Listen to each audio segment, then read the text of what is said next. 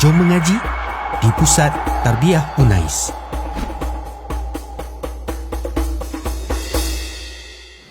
Kita nak tahu benda tu betul-betul tak barang Nabi. Contoh macam saya dah bawa jemaah pergi Turki kan. Di Istanbul kan, Muzium Tok Kafir kan antara barang yang paling original. Paling banyak barang-barang artifak peninggalan Nabi. Daripada rambut sampailah ke semualah, jubah dan sebagainya. Dia ada 3 benda yang kita nak sahkan. Benda tu betul tak barang Nabi yang diwarisi. Yang pertama, sanad. Sanad ni yang pemegang. Dia mesti tak terputus. Yang tu ada kajian lah. Dan kajian tu dibuktikan orang nak buat pameran tu, dia mesti dapat tu sanad tu, sijil tu. Yang kedua sijil. Sijil ini daripada Arab Saudi dan daripada Madinah, daripada Istanbul. Yang ketiga ujian DNA. Dalam barang yang saya tengok tu, ada satu jubah Nabi. Ini cerita ni yang saya rasa dengar tu, ya Allah sallallahu alaihi Muhammad. Jubah Nabi yang diberikan kepada pewaris yang pegang jubah Nabi tu, dia berasal daripada Libya. Duduk di Mekah waktu tu, pada zaman Nabi. Jadi ringkaskan cerita, ini kisah yang saya dapat lah daripada pemegang lesen untuk pegang barang-barang Nabi tu. Dan dia orang Terengganu, dia berkhidmat di galeri Diraja Sultan Brunei.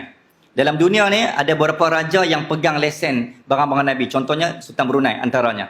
Barang-barang Nabi, kiswah yang ada dalam Kaabah tu banyak ada di Brunei.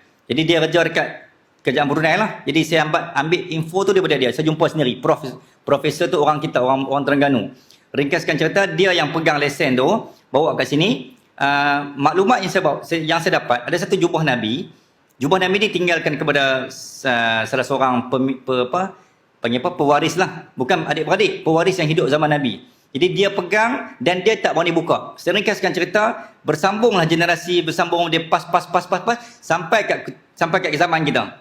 Bila orang yang zaman kita pegang, sallallahu alaihi wasallam, jubah tu dibuka kembali, ada kayu siwak, sugi dalam poket Nabi. Poket jubah tu. Jadi disebabkan dia takut benda ni orang ragui keraguan kesahihannya, dibawa ke makmal di UK untuk disahkan DNA.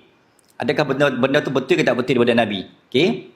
Sebab logik akal betul lah, kita boleh ragui 1400 tahun dah. Kan benda tu boleh lupus, benda tu boleh hilang, boleh reput, boleh 1000 tahun. Tapi ingat, benda pasal Nabi ni Allah jaga. Kita fikir, kita yakin yang tu. Logik akal barang kita setahun 2 tahun pun dah reput. Ataupun 10 tahun kan, barang kita lah, orang biasa. Tapi barang Nabi Allah jaga.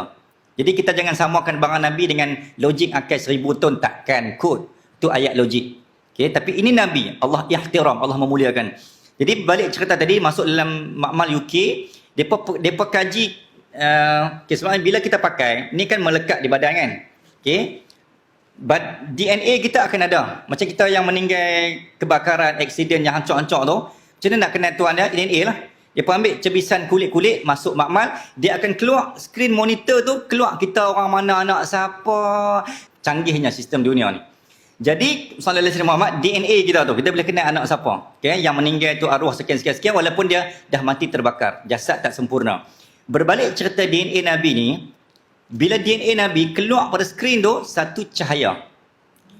Okay, yang ni yang maklumat saya dapat. Satu cahaya. Yang kedua, DNA dia kosong. Bila kosong bermaksud, siapa-siapa pun takkan memiliki DNA tu. Satu-satunya manusia di atas bumi yang DNA dia kosong. Dia takkan mungkin DNA kosong. Sebab dia, kulit kita ada tuan. Dia mesti ada nilai. Nilai tertentu tu. Nilai tu bacaan tentang diri kita lah. Tapi DNA, semua barang-barang Nabi yang saya tengok tu semua kosong. Dan dia keluar skrin tu semua cahaya. Cahaya yang sangat luar biasa. Jadi bila orang sallallahu alaihi Muhammad, yang satu. Yang kedua, pakai baju juga, depa masuk, depa cek masuk dalam spesimen kain-kain bulu-bulu semua ni, ada satu unsur yang tidak ada di bumi. Depa macam contoh macam batu-batu melekat kan. Kita kalau macam ni dia ada macam udara-udara yang ni dia akan terkena baju kita. Dia ada unsur langit, unsur bumi lah. Tapi baju Nabi ni bukan unsur bumi. Dia kaji-kaji, rupanya ini unsur-unsur batu-batu meteor yang ada di angkasa lepas. Yang tidak ada di bumi. Jadi untuk mengesahkan bahawa, rupanya baju itu baju yang dipakai Nabi dalam peristiwa Isra wal Mi'raj. Nabi turun ke bumi, Nabi buka, Nabi serahkan kepada pemilik tadi.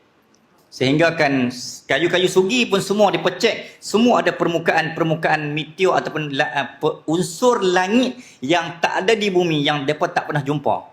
Ni semua yang pengkaji ni, yang mengkaji frontliner, pengkaji ni semua dah masuk Islam dekat United Kingdom. Nampak tak? Nabi dah wafat, tapi orang masuk Islam kerana dia dah ramai dah. Kita hari ni nak cari manusia macam ni memang tak ada lah. Kita masuk Islam selagi hidup dah kan. Tuan-tuan boleh ikut kuliah saya waktu hidup. Waktu meninggal tak ada lah nak ikut. Tapi Nabi dah meninggal, orang duk follow lagi. Itu antara mukjizat Rasulullah sallallahu alaihi wasallam. Okey.